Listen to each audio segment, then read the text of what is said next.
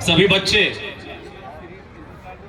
और साथ में सभी राम नाम को प्रेम करने वाले जितने भी आगंतुक हैं, उनकी ऊर्जा को थोड़ा मैं बढ़ाने के लिए उनसे अनुरोध करूंगा कि राम की पैड़ी का जो स्थान है, इसका स्पंदन और इसकी ऊर्जा को थोड़ा बढ़ाएं, क्योंकि उस ऊर्जा के स्तर पर जब आप जाएंगे तभी आप उन तमाम प्रतियोगिताओं में अच्छा कर पाएंगे जो यहां इस मंच पर आयोजित होने वाली है।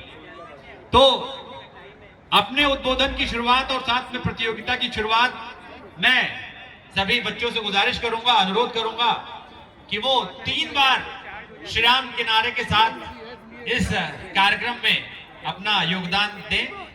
उसके पश्चात मैं इस कार्यक्रम की जो भूमिका है और साथ में इस कार्यक्रम की जो औपचारिकताएं हैं, उससे होते हुए फिर मैं प्रतियोगिता की तरफ आपको ले चलूंगा।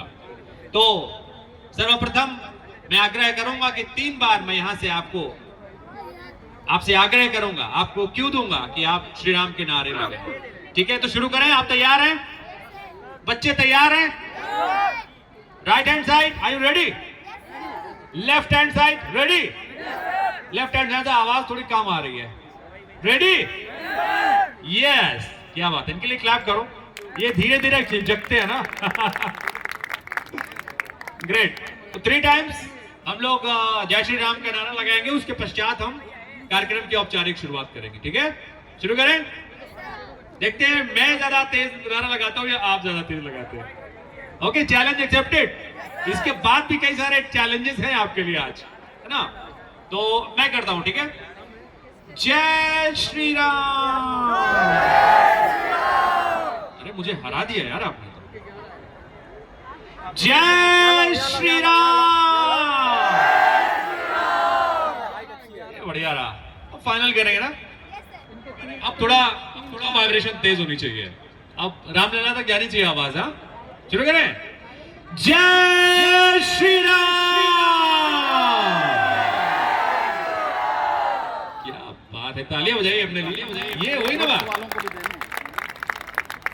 तो ये कार्यक्रम जो आपके लिए लाए हैं पर्यटन विभाग, साथ में अंतर्राष्ट्रीय रामायण एवं वैदिक शोध संस्थान, साथ में संस्कृति विभाग एवं उत्तर प्रदेश संगीत नाटक अकादमी, ये सभी का प्रयास है कि आपका जो स्वर है, जिसे आप भगवान श्री राम के चरणों में समर्पित करते हैं, हमारे जो नवांकुर भगवान श्री राम की सेवा में अपनी बुद्धि से, अपने विद्या से रात दिन शरणागत रहते हैं, उनका दिन है आज। उनका दिन है जो वैदिक चर्या में अपनी सुबह और शाम बिताते हैं।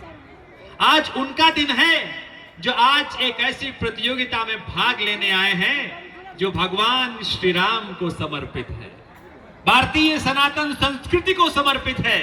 इन नई पौधों में, इन नए कपोलों में भगवान श्री राम और भारतीय सनातन परंपरा को प्रतिजीवित करने के लिए, प्रतिस्थापित करने के लिए आज का ये दिन आयोजित किया गया। ये रामायण कॉन्क्लेव जो कि एक अंतरराष्ट्रीय मंच है, जिसमें तमाम जगहों से, तमाम स्थानों से जो भगवान श्री राम के प्रति समर्पित लोग हैं, जो भारतीय सनातन परंपरा के प्रति जागरूक लोग हैं, वो आज प्रतिभाग करने के लिए आए हुए हैं। तो मैं स्वागत करूंगा अपने निर्णायक मंडल का। आपकी तालियों के साथ स्वागत करिए श्री राहुल अवस्थी जी का, जो कि आप निर्णायक मंडल के सदस्य हैं। हमारे साथ निर्णायक मंडल में डॉक्टर पवन कुमार जी, जोड़ा तालियों के साथ। श्रीमती रेणु श्रीवास्तव जी, जोड़ा तालियों के साथ निर्णायक मंडल का स्वागत करें। और साथ में हमारे संस्थान से हमारे कर्ता धर्ता, हमारे बड़े आदरणीय बड़े भाई श्री आशुतोष सर यहाँ पर उपस्थित है। तालियों के साथ आशुतोष सर का स्वागत, अभिनंदन करें आप सभी।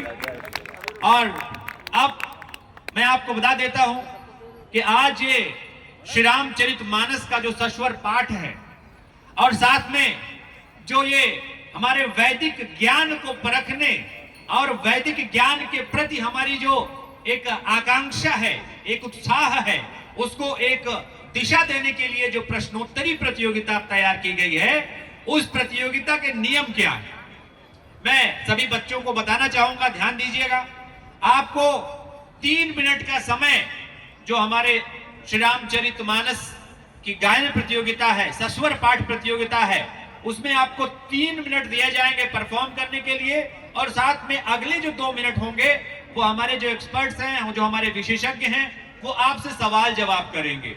मतलब कुल 5 मिनट का समय आपको यहाँ इस मंच पर दिया जाएगा इस बात के लिए कि आप श्री रामचरितमानस को कितनी शिद्दत से, कितने मन से, कितने स्वर के साथ उसका पाठ करते हैं।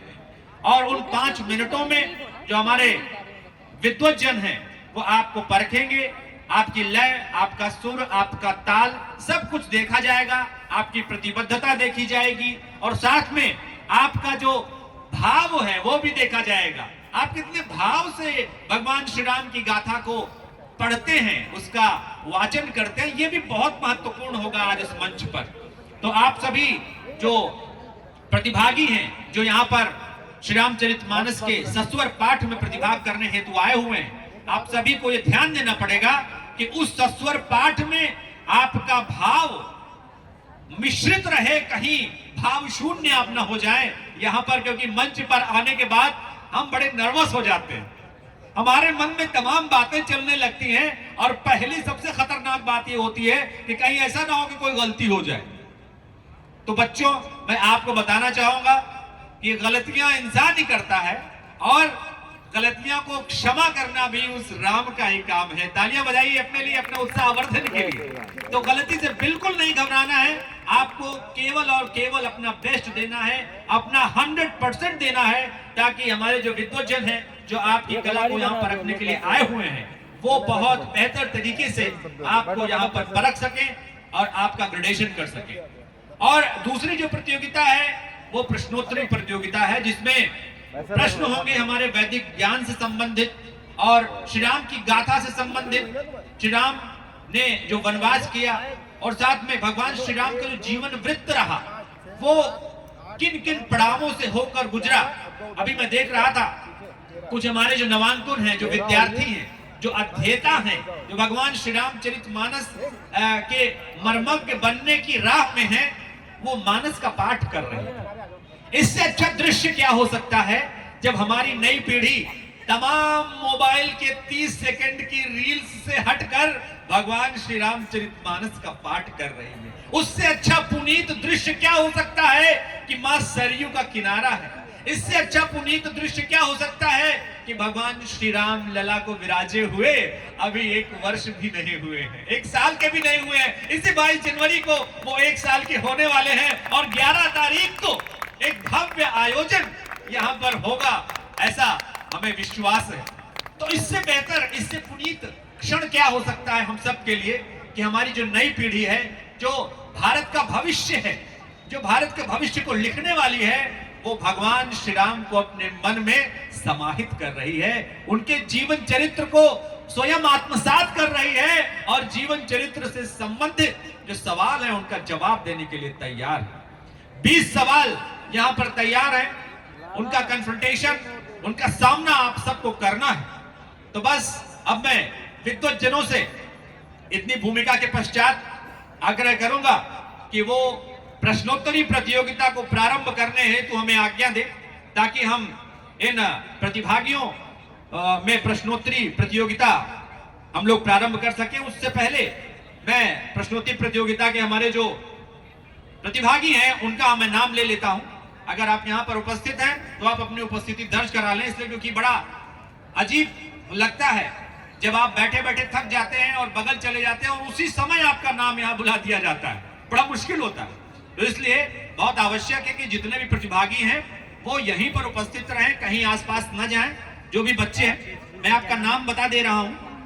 प्रतिभागियों के नाम है आराध्य पांडे, आप हैं आराध्य, ओके। हिमाल जायसवाल, अस्मिता शुक्ला, दैवतेन कुमार, कृष्णा यादव, दैवत नारायण है, उसको एन कर दिया, नारायण है या एन तुम्हारा? एन है, ओके। कृष्णा यादव हैं, हाथ उठा दो भैया। दिव्यांशी मिश्रा, यशवर्धन पांडे, ऋषभ, राम धीरज चौबे, नीलेश पांडे, कन्हैया मिश्रा, कन्हैया, अश्विन कुमार अवस्थी, सत्यम मिश्रा, अर्चिता मौर्य। अर्चिता मौर्य किधर है भाई? अर्चिता तो हमारी एसएनए की अवार्डी भी नहीं है मेरे ख्याल से ना, सही है ना? ओके। अनुकूल है। दिव्यांश, ऑलराइट। मानस, ठीक है। तो आप सभी यहां पर उपस्थित हैं और अब मैं डॉक्टर पवन जी से आग्रह करूंगा कि क्या प्रश्नोत्तरी जो प्रतियोगिता है हमारी उसको प्रारंभ किया जाए, क्योंकि हमारे 5 मिनट के लिए रुकना है, ठीक है? तो 5 मिनट का ब्रेक है, उसके पश्चात हम प्रश्नोत्तरी प्रतियोगिता को यहां पर प्रारंभ करेंगे। उससे पूर्व जितने भी प्रतिभागी हैं उनसे मेरा आग्रह है कि वो जो भी अपनी तैयारी किए हुए हैं एक बार पुनः उसे रीशफल कर लें, उसे पुनः दोहरा लें, उनका पुनः एक बार मनन कर लें, स्मरण कर लें, क्योंकि सवाल एकाध थोड़े टेढ़े भी हैं, बहुत सारे सवाल तो अच्छे हैं लेकिन एकाध सवाल थोड़े कठिन हैं।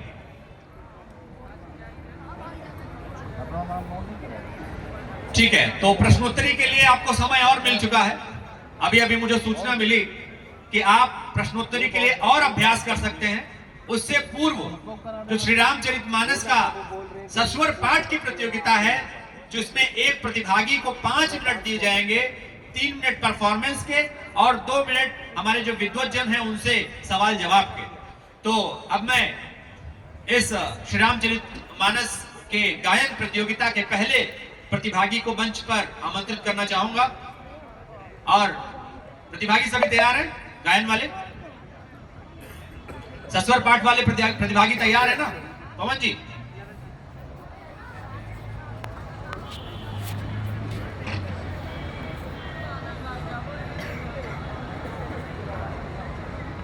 प्रतिभागियों का प्रोफाइल कृपया हमारे जो विद्वज्जन है, जो एक्सपर्ट पैनल है, उन्हें प्रदान किया जाए। प्रतिभागियों की डिटेल्स, उनके व्यक्तिगत विवरण।